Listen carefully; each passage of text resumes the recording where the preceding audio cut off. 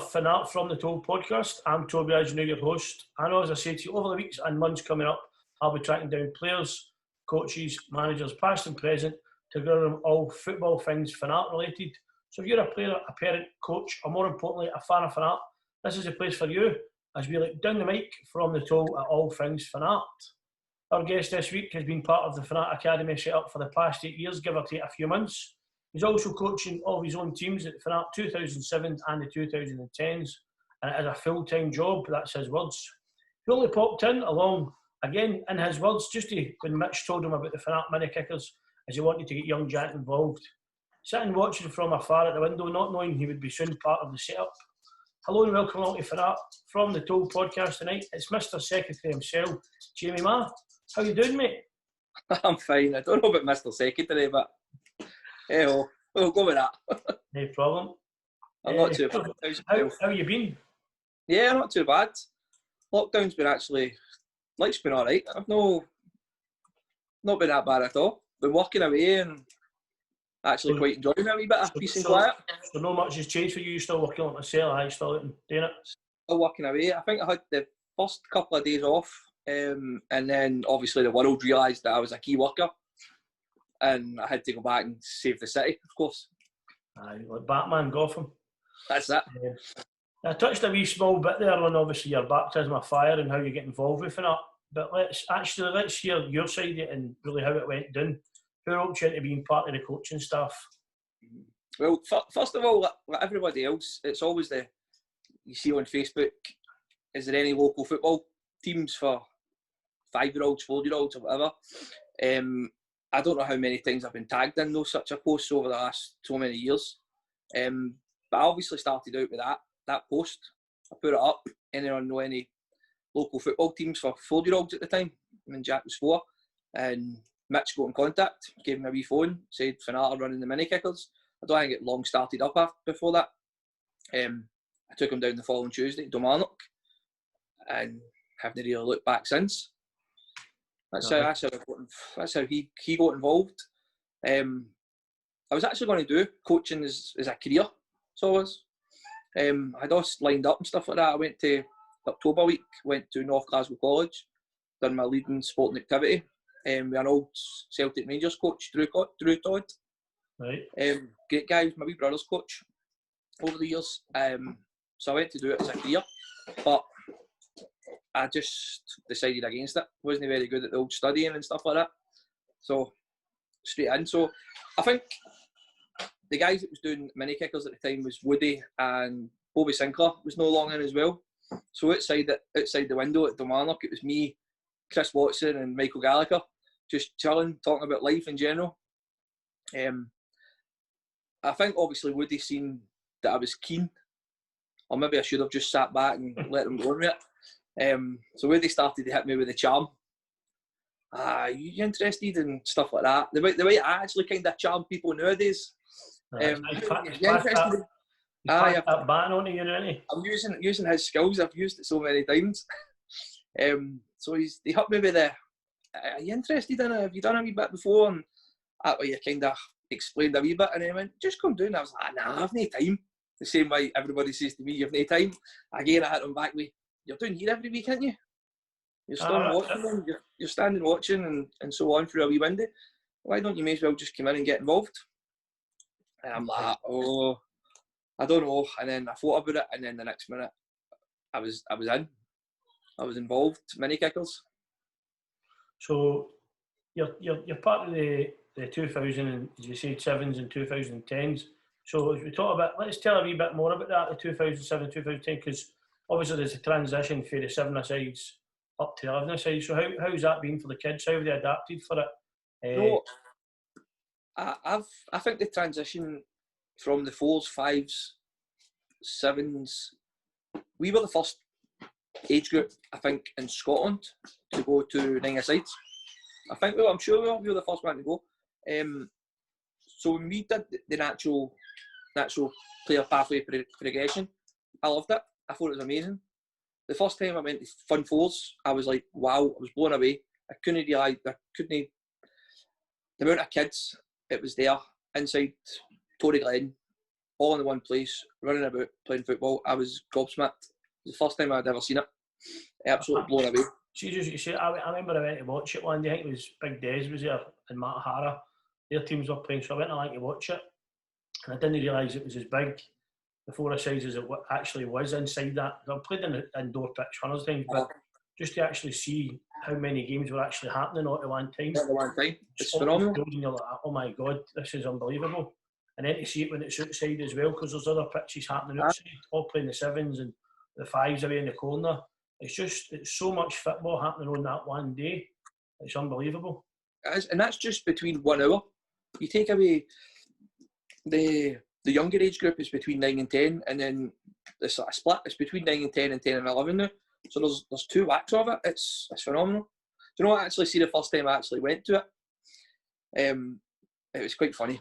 Jack was also at Rangers SABC at the time, doing a wee bit of training with them. He was only learning to kick the ball at that time, and they asked him to go to mini kickers as well. They go to Fun Fours as well at the same time. So I wasn't really fully involved. He was just training with Finnart at mini kickers and also training with them at the same time. And they went away, and he went and he got the Rangers strip. It was 6 sizes too big for him. big number 6. So he was only away, so I was like big Jig McCulloch and stuff like that, give him a bit of the batter.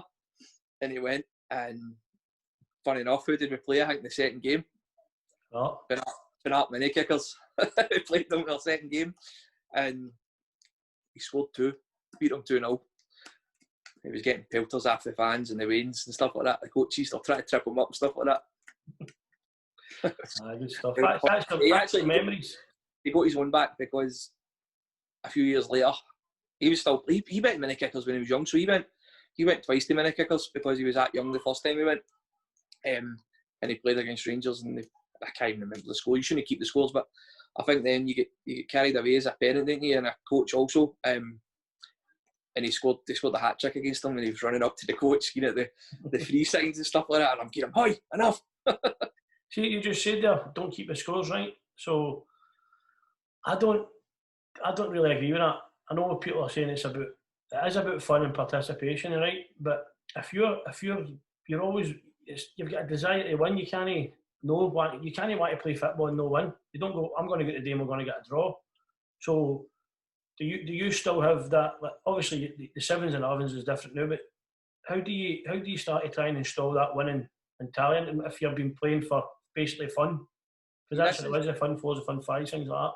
This is where I feel a wee bit the nation is falling behind on, because you get to a certain stage where right now, for example, right, it's fun, non-competitive football from Fun Fours to the last year of 7-a-sides. To the last year of 9-a-sides now. And then all of a sudden, that we switch to competitive football. The boys have been dealing with, if they get hammered, right, which happens, it's happened to everybody. We've all had heavy defeats over the years. You've gave team heavy defeats, so other teams have had it as well. And that's the coach going back to them and try to pick the boys up and say, "Listen, boys, that result didn't matter. Remember, this is non-competitive football." And then 6 months later, you could get beat 4-0 and you're ranting and raving, and they're thinking, "Wait a minute, 6 months ago, I was allowed to get beat. Why am I not allowed to get beat now?" So I'm not a believer in the scoreline. Well, sorry, I take that back. In the non-scoreline, I feel you need to learn competitiveness. And if you've not got, it's any walk of life. You know that yourself. And in reality, if you've not got competitiveness in jobs, then you become lazy, and it's just a walk of life. You're just there. It's just an exercise. You're not really.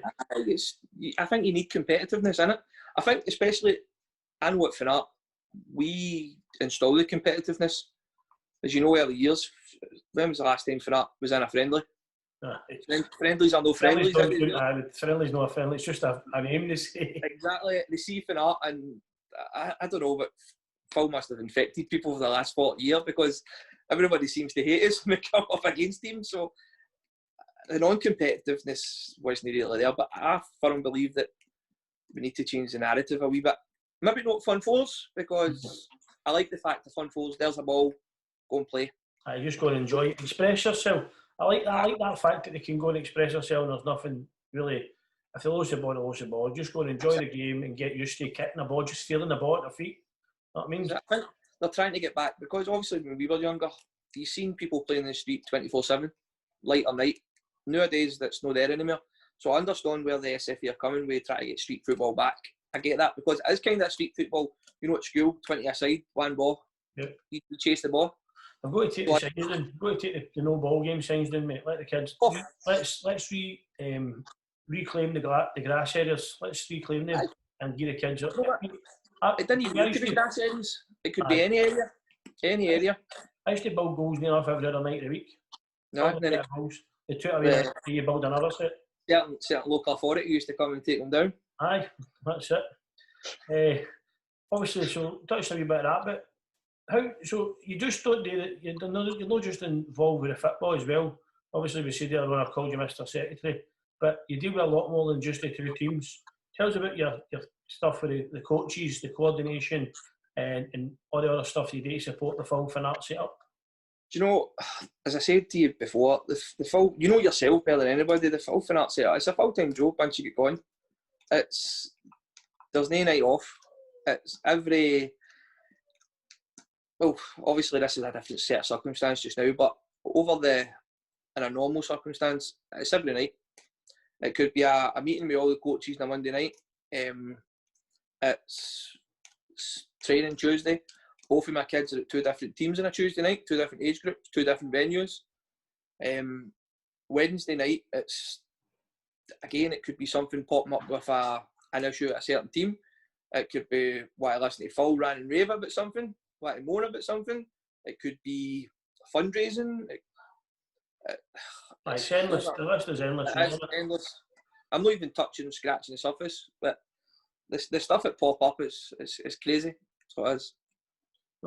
Obviously, not that long ago, to be fair, we just got to, we go to quality match. Quite a bit of while away now, but at the time, how did you feel that went? How did you come? It was yourself, you, like say people involved like Phil, Stuart, Gary. The first one was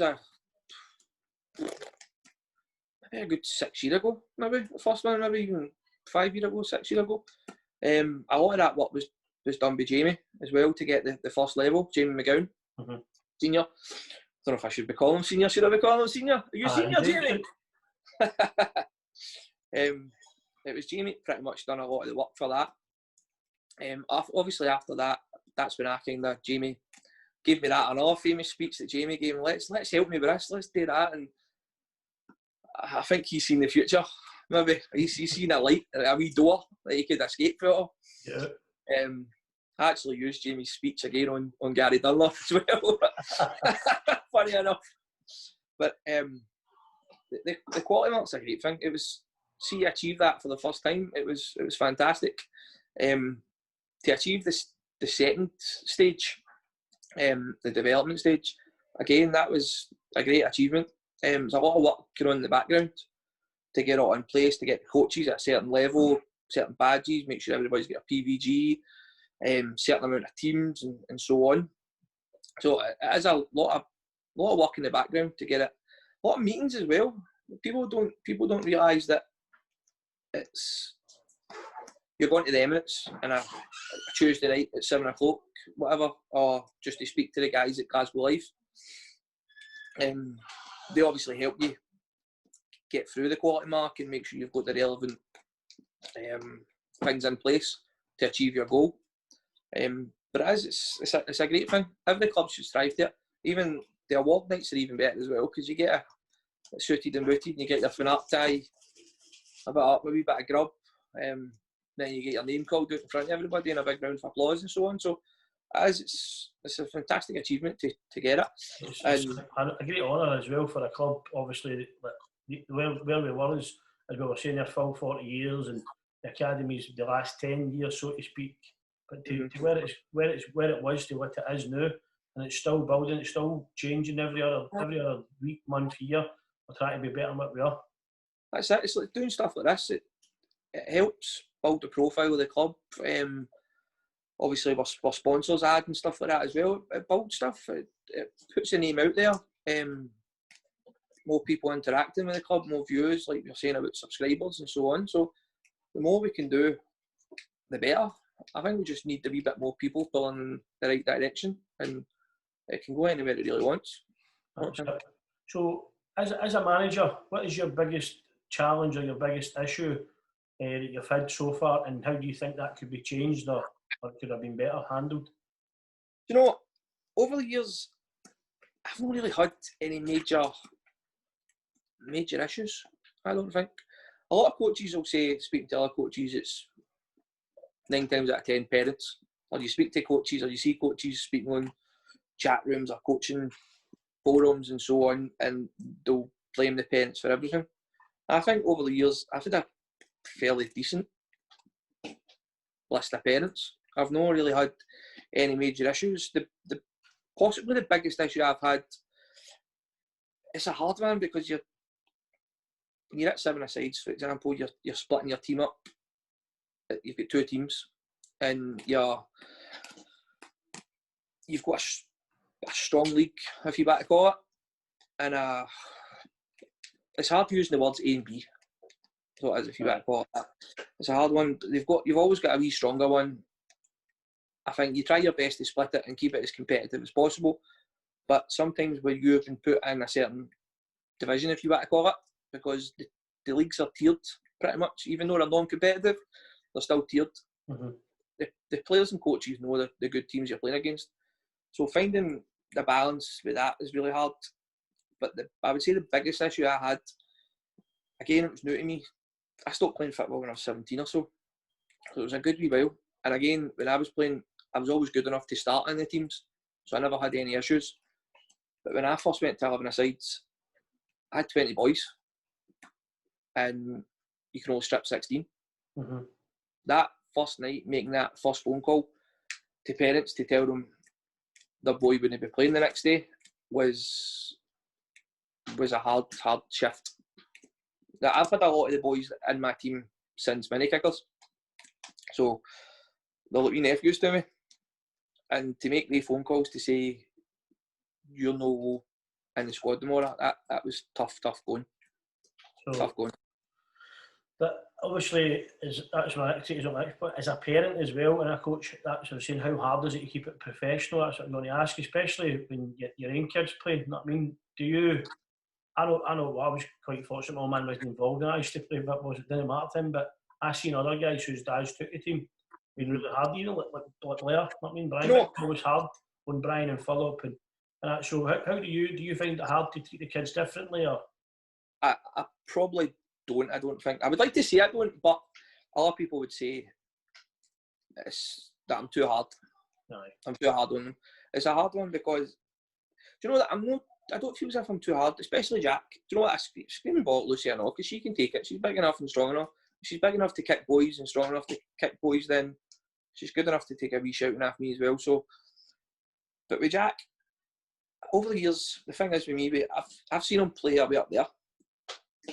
And when he plays there or there, so I don't know if you can see that on that, but if he plays down that level, then I'm on his case because I know he can play up there, but at the same time, he's a kid. He's a man, and it's the same way good players in Scotland. You've seen them play so many good games, and then they turn up and play a mediocre game. Yep. And that's the difference between elite players and your normal players. The difference between Messi and Ronaldo, they do it week in, week out. Whereas people like Aguero and so on, maybe they turn on and off. But at the end of the day, they're still world-class players, but they maybe don't date as much as Messi and Ronaldo. So I'm hard on them. And it's not even, I'm sure, Leanne will nod here when I say this. After every Sunday, it's an absolute rammy. I'm not going to lie. I'm at Lucy's game first thing in the morning. If we've won, then great. We're all smiley, cuddly, happy. After that, when I go to my game in the changing room with the boys, then rushing about, music on, she's running in. I'm trying to do team talk. She's running in the changing room with the boys. I want money for chips and so on. We get home, then Jack's team, maybe we get beat. Oh, we won, or he doesn't play good. We're in the motor, we're debriefing, just me and him. I think that's where it's hard. It turns into an argument. It turns into an all-day session. I think with the parents as coaches especially, it's 24/7 for the kids. Yep. 24/7. You're turning up early, you're last away. I've actually got a picture of Lucy for a few years back. You might actually have had it when we did the collage for the 40-year anniversary. And it's a picture of her, and she's got like 3 sets of bags attached to her, and she's dragging them out of Marr Gym Hall, and she's there just helping me, as she always was when she was away.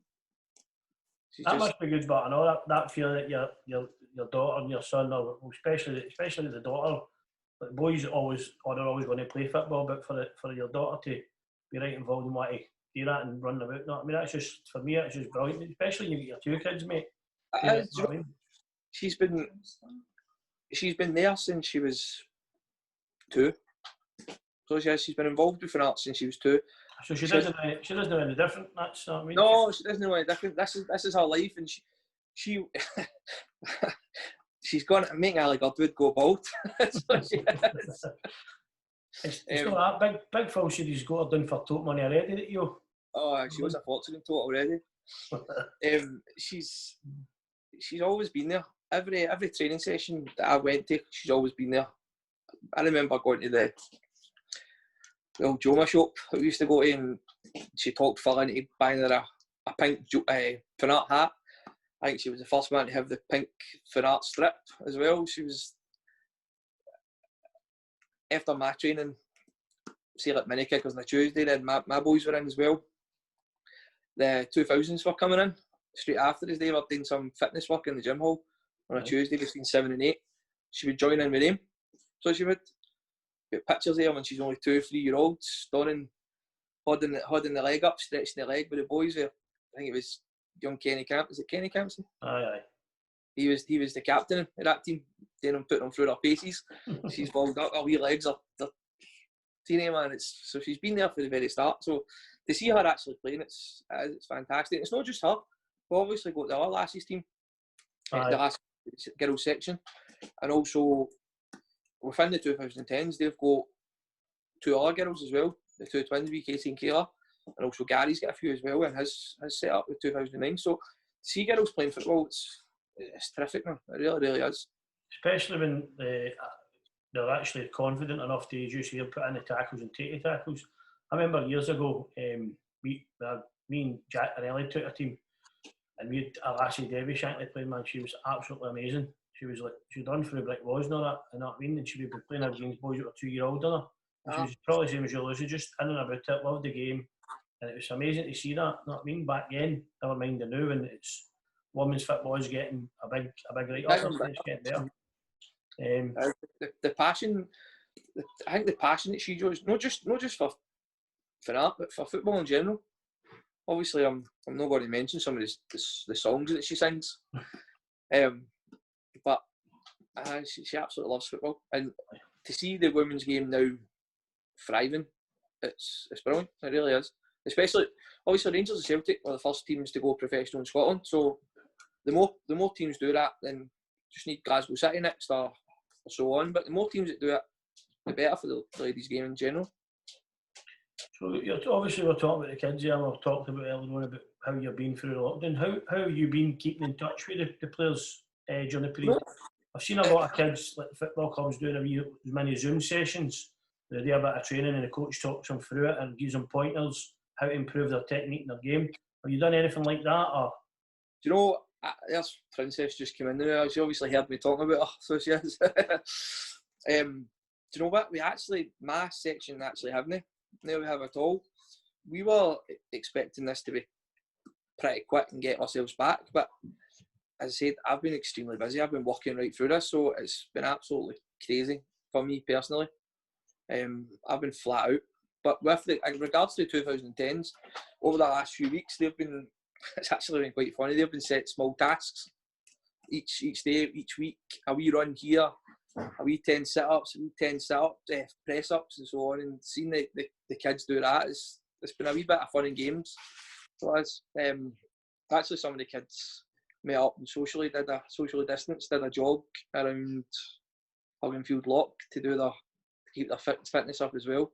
Right. That's the thing, it's just trying to keep them going, keep them motivated, keep them there, because they will be missing the football, they'll be missing their pals, you know what I mean?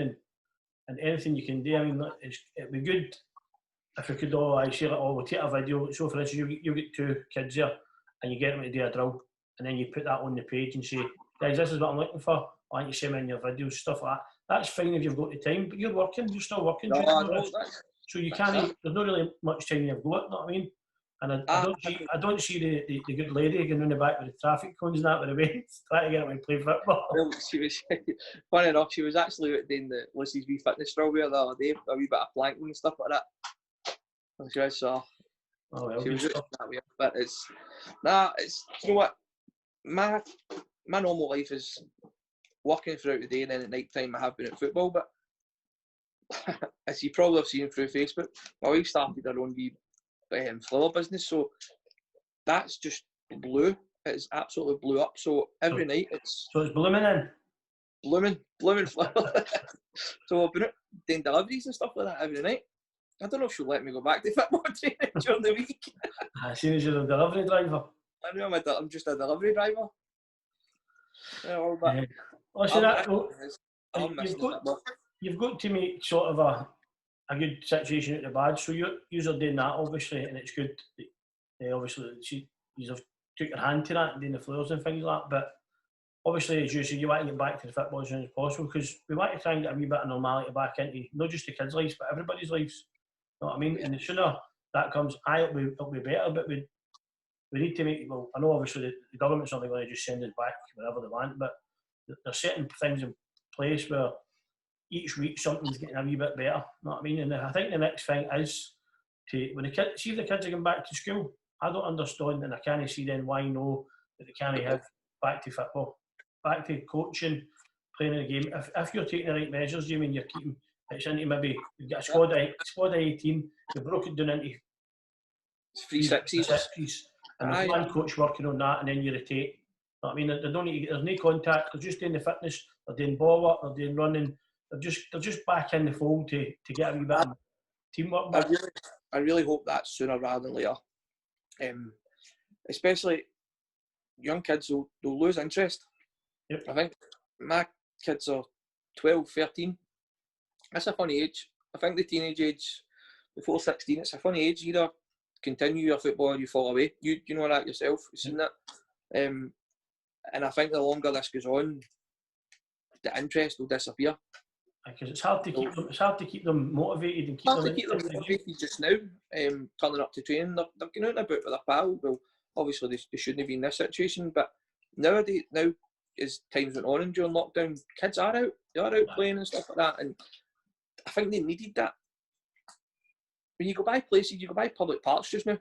All locked up, man. It's murder. Well, I've got to say that they're locked up, but there's still wee patch, like young boys, pals, friends, still kicking the ball about each other. Aye. So why? I don't know. It's getting into a political thing now. Why no? I was going to say why no open them up? Why let us go? Why no? Just let us go. A lot of people, a lot of coaches were getting a wee bit excited about phase 2 coming. Aye. Well, I was myself. I was thought a lot of different things were changing, but they were expecting, especially with coaching. I know what you were thinking. I'm hoping to happen with phase 2, but a lot of coaches were, when phase 1 started to come up, right, England and Northern Ireland, they were coming up with plans that you could do this. We got our plans last week, a week before, or maybe 10 days ago now, a week to 10 days before phase 2, and it was just basically, it was pointless. It really was pointless. So we were expecting a wee bit more in this phase, but it's still gone with these rules. Still a bit away for getting the cones back out, the cones out. What do you think then, that when it gets back, what's your first thing as a team? How are you going to phase it back in? Because you can't just turn up and say, let's get it. It's like pre-season all again. Start from the scratch. You know what I mean? We were a fit team, so we done a lot of fitness on a Tuesday night. Bob used to take them runs everywhere. Jack used to come back and I was like, oh, we like that. Obviously, Tuesday's crazy for me because I wish I could split myself in two. But I go to Big Math's house, drop my Jack off, pick his Jack up, Maff takes my Jack down to the green. I take his Jack up to Whitehall. Then Maff comes up and picks him up later on. So Jack comes up to Whitehall later on. I go, I was training the night. Where did you go? You're running, whatnot. And he goes, Bob Pad is up and down the Rotten Row Hill. Do you know what I mean? So they could be everywhere and anywhere.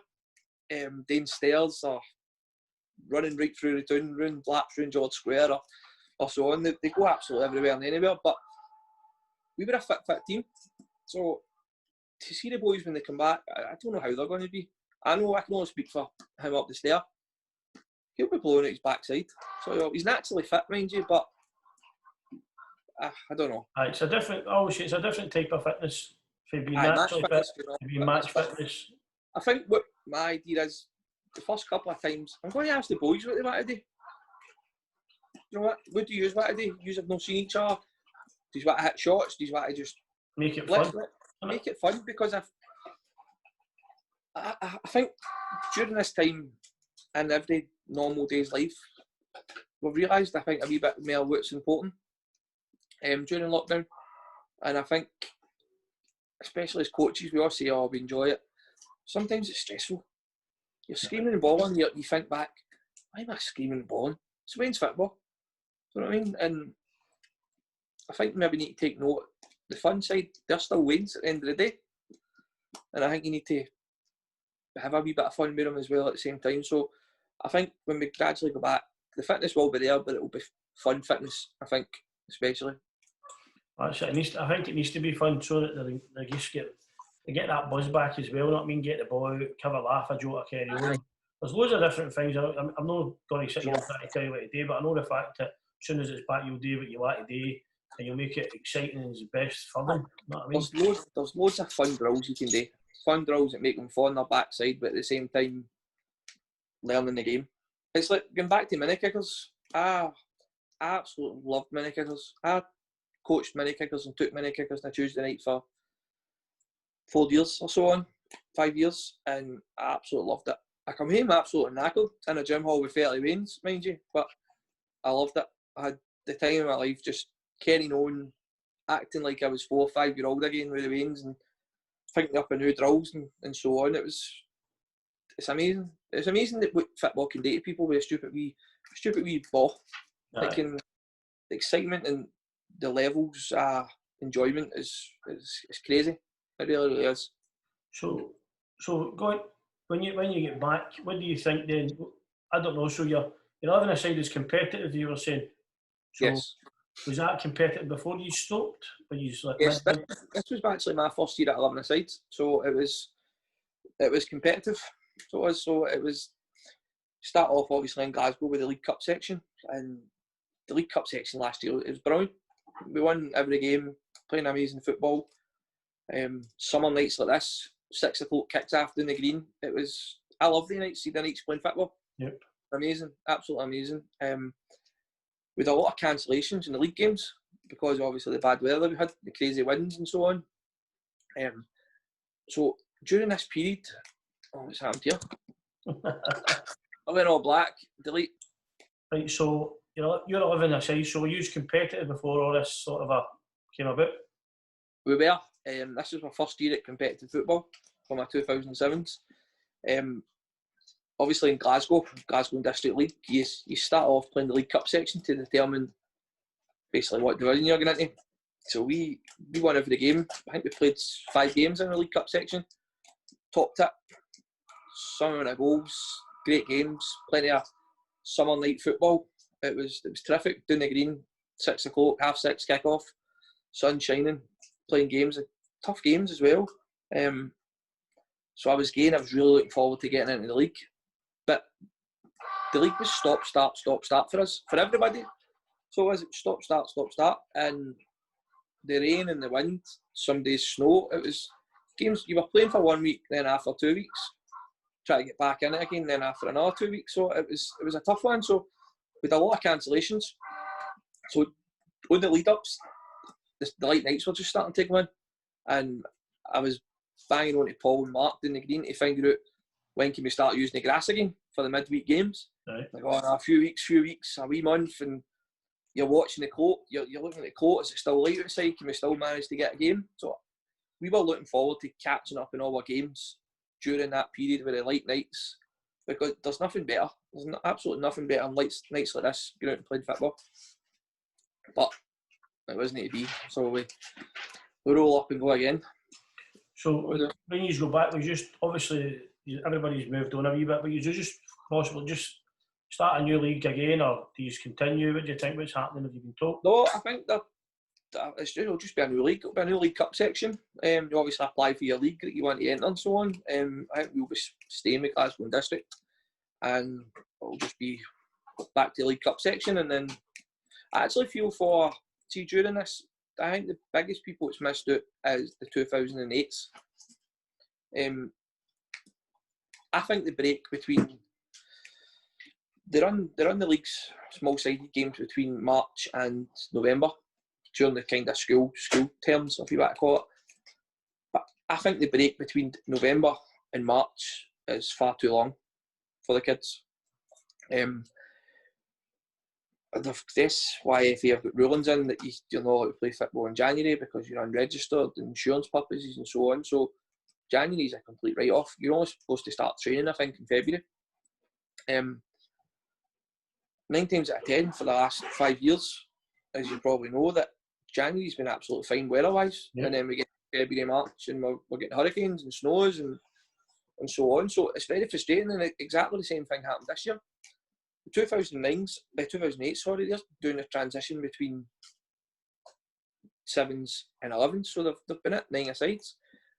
So they played a handful of games between August and November, and then they got to March when it's all kicking off again, and they played 2 games, and some teams didn't even play any games. So between November and now, there's teams that's played 2 weeks of football. And that, to me, obviously this situation from March onwards is completely new to everyone, but even for 4 months without football is a long time between March and March and November. Especially it's trying to keep kids motivated and keep them involved in the game. And what I used to do when we stopped playing our league games coming to November, I used to just phone my pals and who coached other teams and just, right, I've got 3 dates, Friday nights down the green. Who wants to come what date? And we used to arrange friendlies and keep the boys ticking through to December, playing friendlies on a Friday night. That's all you can do. Go and keep them motivated, keep them the passion going. I mean, keep the fitness up, the match fitness as well as that. But that's, as you say, that's all you can do. Is if some teams have only played 2 games between November and March, well, now because all this has happened, it's not really good to name. I mean, what is that? What advert's that for the game to these boys? You know what I mean? Or I've been training for 6-8 months and I've had 2 games. It's the same with the 5-a-side, the 2012s, 11s. I can't remember who's at 5-a-sides now. This year now. They've only been at 5-a-sides for a few months as well, and then they're bouncing straight in the 7-a-sides now. So they're missing out now. A lot of people's missing out in Fun 4s. Development, innit? They're missing out in development. I used to say that I thought I could tell the difference between a kid that's played Fun 4s when they went to Super 5s. I always thought you could tell the difference, but there's going to be a big 6 months of difference of not being able to play that fun football, as you want to call it. Aye. To get enjoyment out of it before it gets to the next level. When you go to 5-a-side, you've got a goalie. Do you know what I mean? So you're protecting the goal in Fun 4s, even though teams do it. You're supposed to not have a goalie, but you've actually got a physical goalie now at 5-a-side, so you're protecting your goal. You don't want to lose goals. And the game changes as well. The dimensions of the game change. If you don't have an MD, all right, somebody might have been staying back and patrolling the goal, but now you've physically got a body in there to stop the goal. You know what I mean? That's it. Aye. Bigger goals and stuff like that. So it is, the development's going to be big, I think, especially for these guys, especially for the young ones. So you're talking because we've got a great setup. So we've got a great way of working just now through our mini kickers, right through to all our age groups. It's been, to have everything in place, it's been absolutely terrific. So as the other years to see the transition. See, when I got involved with the mini kickers, it was back then with me, Chris, and Michael sitting outside, and then all of a sudden we were involved with Bobby as well, and then Woody disappeared. Funny enough, after that, but to see the progression, from where we kind of started, from we were all mini kickers, to have Chris's team 2006s still going on for all these years, and then it was my 2007s, and then it was 2008s, and see the progression with all the teams. It's been to see all the boys that's still there, from the mini kickers still there at Chris's team, and now they're adults. I'm going to like Cole Jackson. Yep. I don't know if you know Cole, Danny Jackson. I seen Cole not long ago, and I was like, where did you come from? He's nearly bigger than me. Streets right up. Big deep voice, and I'm like, it's crazy to see. I remember him when he was 5-year-old and he was playing mini kickers, and now he's. That's one of the questions I've got next. Do you think then you'll see? We're seeing it. I mean, we're seeing it with the other boys coming through, like young Jay Wallace and things like that. John Robertson playing with the 21s, whatever it is, coming up and playing for the amateurs. Do you see there'll be kids there? I mean, like Chrissy Watson's team, perfect example because they've been there, as you're saying, 5, 6, 7, 8 years now. Do you see any of them coming right through the full way? No, I do. I think we've been banging on this for actually, when I was listening to that lockdown questions, a lot of people said this, and we need the continuation or the progression. We've been close to having every age group a number of times. Again, going back to these funny ages where teams just kind of disappear. Right now we've got under the 21s, we've got the oldest one now is the 04s. Right. 04s, so they'll be 16 now, aren't they? 16. So obviously last year. There's talk of the 21s going just 21s is basically getting took care for the 20s now, because they're saying under 20s football is taking over. Yes. The 21s. So then when you get to 20, then your next step is if you're not going to make it to getting picked up with somebody, then it's amateur football for you. You know what I mean? Don't get me wrong, some of the boys are good enough and they're strong enough, but you would still want them to play as much as possible as the juniorish type football. They need to as much as they can to toughen up. I think they need to stick, if they can play under 20s, stick to under 20s. Don't make the jump to amateurs just yet. The amateurs and stuff like that's always going to be there. I wouldn't rush yourself. So I think over the years we've got closer and closer, and I think with the structure we've got in place at mini kickers, and I was actually talking to Leanne about this earlier on. I'm so glad we've got the mini kickers in place, because see, like next year, for example, the 2015s, which is crazy to even think 2015 years old, born, are going to play Fun Fours. See, if we never had the mini kickers in place, we would have to put an advertisement out to say we're looking to start a 2015 age group. Yep. Well, no, what's the word that we use? Bring your players down, bring the boys and girls down. Aye, because they hold a trial. Or you've probably seen the adverts. They're looking for a boy at 7-year-old who's got experience at left back, right back, goalkeeper. When you're an experienced goalkeeper, they're 7. It's crazy because what experience have they got? They've been playing football for their 5. Exactly. The structure that we've got in place, that we've put in place, is amazing, because we've got our mini kickers. This year's 2015, so we would just be going, right, who's the 2015 born? Lift them all up, get the coach in, there's your team, all ready to go. Yep. And the conveyor belt it's just a continuation with the mini kickers, because we've got the mini kickers still coming in. Next year it'll be 2016s and so on. So it's the structure we've got in place for the kids, it's phenomenal. So the progression is there. We've only got a gap. In fact, we don't have a gap under 2004s. 2003s under there, 2002s. That was a big loss, 2003s. They were a very good team. So they were. But under that, we've got 2005, 2006s, 7s, 8s, 9s, 10s, 11s, 12s, 13s. We've got the 14s started up as well. Plus, we've got also all the years are there. So we are closing the gap. We just need to, next year with the 2004s and 5s and so on, and then keep that going. I know we've got ones coming up, but it's the ones that we've got up to keep playing together. As you say, we lost a team which was a good team, but we need to then figure out what went wrong here. How could we have supported that infrastructure a bit better? Was it somebody else that could have went in and stepped in and took in and let them take a wee back seat for a while till they come back? Was it? I mean, was it too much on the day? It's a hard one. Obviously, I can understand John's reasons for obviously stepping back, but it's a hard one. It's a hard one for all us guys because we already take teams. We already work full time. We're all maybe involved in our team, so it's a hard one to kind of step in place. It's not as if, Jamie, it wasn't tried. I mean, the amount of posts and texts and messages floating about between here, there, and everywhere to try and keep that going, and it's so hard, as you say. I mean, you get people have got work commitments, people have got a life, people have got 1, 2, maybe even involved 3, 4 nights a week with 2 or 3 different teams. So it was hard, but no, there was nothing that could be done any more than what we tried today. It's not just the 03s. It's a sad day when all the teams call it a day. Like 2000s was another smashing team. Jamie, Mark. When I just got involved in Finnart, I used to go and watch them on a random night, and I loved it. Absolutely loved it watching them. So I did. Cracking team, absolutely cracking. As you say, good bunch of boys, and a lot of them are kind of still. All of them are kind of about the amateurs and stuff like that, 21s and so on. So it is really good to see. It's actually quite funny because they used to come down. The boys used to come down and help me with mini kickers as well. So they did some of the boys like they all done the 99s. Yep.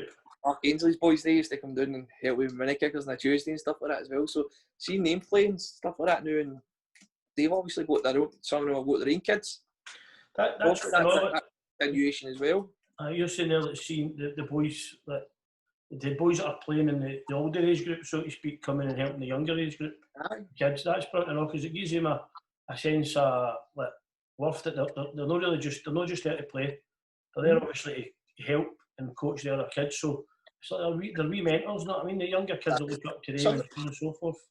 Some of them are doing it through obviously college and stuff like that, sports coaching and so on. So it was giving them experience because I remember the first time I went down, and it was just basically, you know yourself, in Dumbarton primary in the gym hall.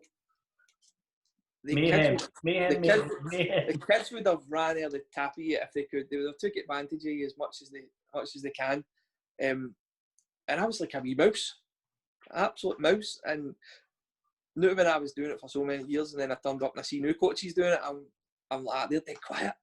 They need to make their presence, get their voice echoing around the gym hall and so on. But when you do that at the start, it's like everything in life. You're shy and you're in your wee shell.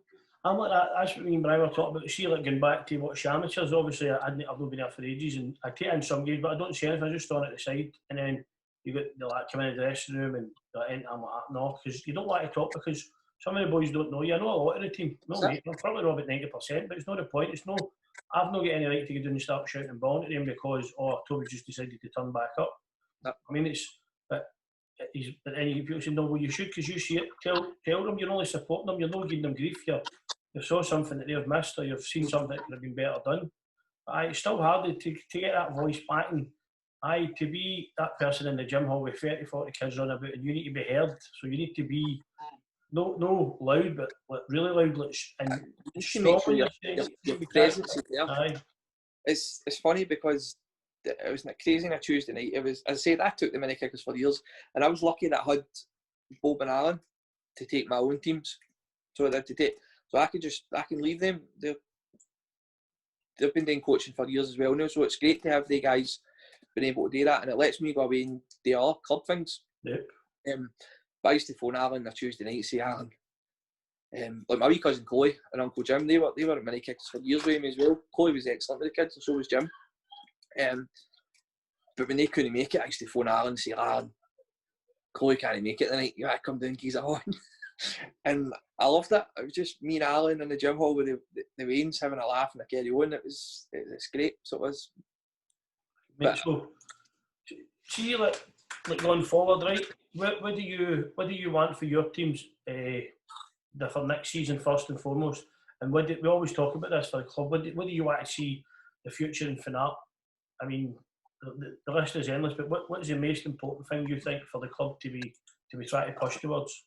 I think for my own team, I want to see is playing week in, week out. I know it's hard with the weather and so on, but I want to see us playing week in, week out first of all, because we've got the making a good team. very good team. And we were getting our rhythm back. So at the end of the season there, we're getting good results against good teams. Because I think in Glasgow 2007, it's a strong league, strong age group overall. Not even just Glasgow. Overall, it's very, very strong. I think it's stronger than some of the age groups around about us. But that's where you want to be. You want to be playing in the competitiveness, and the teams in the Division A that we were in, it was really, really strong, really competitive, really hard games, physical. The skill level was phenomenal. Do you know what? They say in Scotland the skill level and stuff like that isn't there. It is there. There's kids out there that can do things with a ball that a Brazilian kid can do. It's just finding that, I think, right mentality, and that's maybe another subject we could talk later on. There another one of these or whatever. But going with the 2010s as well, I just really wanted them to kick on as well what they were doing, because with three good teams, three good competitive teams who was playing against good teams as well, and tiered, playing against the teams at their level. So it's terrific to see that going forward with them. And that's just not even just our age group, all our age groups, because right down from the top to the bottom, we've got good teams. The amateurs right now, I've got the best team they've had in a long time. Really exciting team going forward. And do you know what, I'm going to give the other wee teams I mentioned, but the girls have got some cracking players. They're all crazy, mind you, absolute crazy, but they've got some cracking players, and I think if they continue to mould together, they'll have a good team. So they're all a very good team. Some of the other wee age groups, some of the wee players are phenomenal as well, even at that wee tiny age. And some of them are getting looked at with clubs already. Some of them are at St Mirren, Motherwell, Hamilton, and so on. So the future is bright. It's definitely bright. But for the younger ones, I think for the overall, what I want for the club, again, it's going back to the lockdown questions. Everybody said the same answer at the end, but it's true. I think we've been pushing for it for the last, don't know how many years. We're getting there. We're getting close, but we need our own facility. 100% need our own facility to grow to the level that we want to grow to, or we should be with the amount of teams and kids and coaches. We need our own facility, and if we got that wee kickstart, obviously we had the Richmond Park before, but it was hurdle upon hurdle upon hurdle. If we get the right support and the right backing, and we could go on to anywhere we want. I look at the Western Scotland League now, the newly created league. Yep. Brilliant idea, absolute fantastic idea, and it's a long time coming. That needs to be a goal as well. It needs to be there. The professional football, there's an opportunity there to get involved, so you can go as big as you want now. What do you think? To get to that is a target, so to see that it's no out of this world to think that you could actually possibly be in that Western Scotland League at one time. You know what I mean?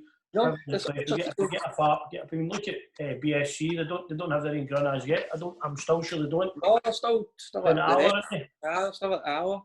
So I mean, so that's obviously something that's achievable.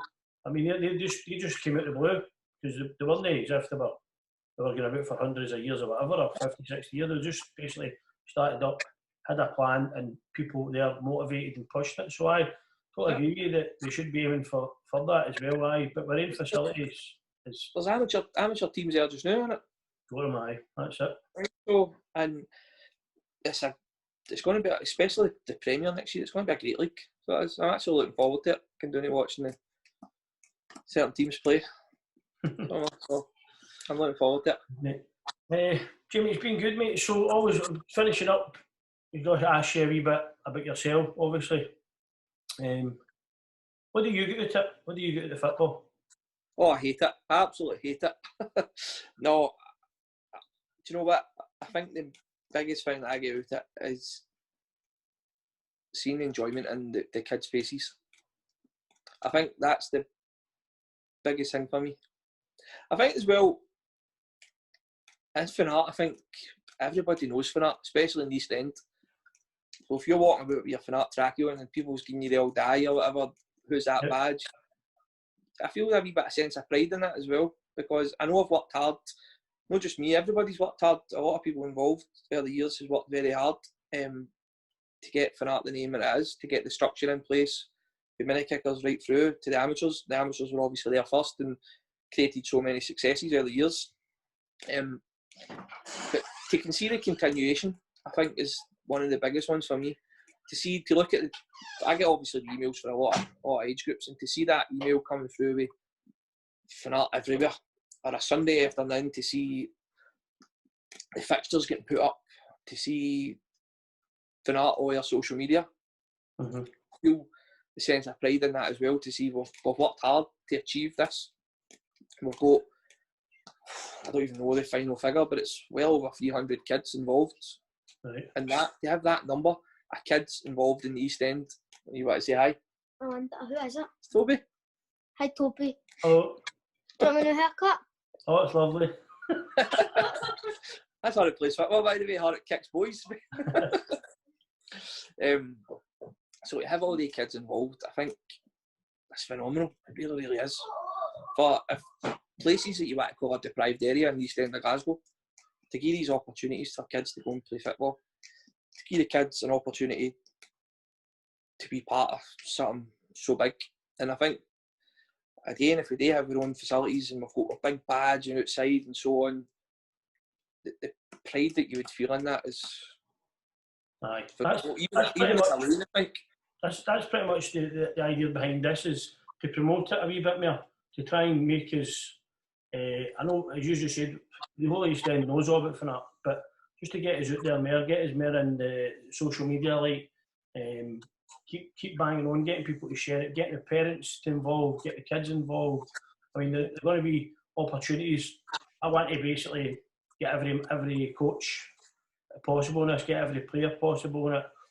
Even though there's fans there, you know what I mean? Can we bring her back? Oh, no, not tonight. Not tonight. But that's it.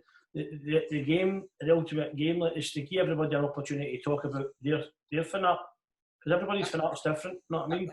I was going to say, everybody's Finnart is completely different. We're going through the stage with Phil's Finnart is 4 decades. You know what I mean? That's how, like, when we were talking about the lockdown questions, he's only done 1 now because he was thinking way back to the start. Now he's got his next 10. I've heard half of them already. I went down and I was stuck with him for about an hour telling me about all them early years. So I'll do these lockdown questions if you want. I was we brilliant line past the street the other day, shouted them down for a wee blather and all, but it's good, and I think it's a long time coming. I've been talking about this sort of a stuff, doing like podcast or doing a video, maybe for about 6-7 years, and it's just absolute laziness, to be honest, that it's not been done. It's just getting off every night of the week, never mind stuff. I know, but it's just good to get it actually physically out there now. We get our own YouTube channel, get it on, shout about sponsors and what have you, things like that. So and that's going back to the same thing about the quality mark. Like in the last couple of years, the quality mark changed. It went from a big folder that you used to have to online, and Gary Dunlop done some amount of work to get that online and to get us recredited again, because it was... Because it's not, people just think, I think some people think once you've got it, you've got it. No, you need to maintain it. There's a standard in it, there's a standard you've set, and you need to maintain that standard. And there's sometimes you go again. So that's it. Pretty much it. I've just got one minute to ask you. Here's asked this to Blair. You're on a desert island, you're allowed to take 3 luxury items, but neither of them can contact you outside the world. You can listen in, but you can't talk to them, and they can't talk to you. So, what 3 luxury items would you take to a desert island? 3 luxury items? Yes. I can't talk to them? No, you can listen in. So, Brian had an Alexa.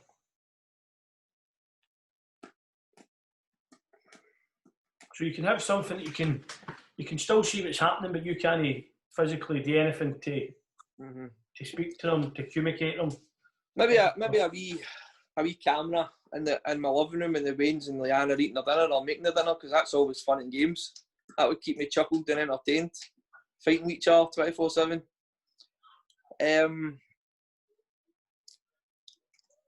think I would need Rangers TV. I know. And the last one,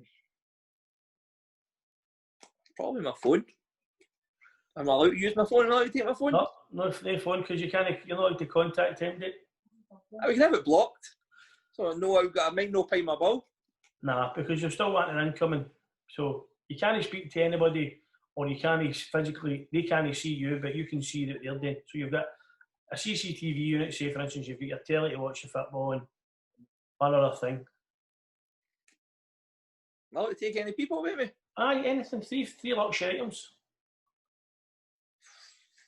3 luxury. So you've used I two. want to use 2. You've got between the misses and the 2 ends.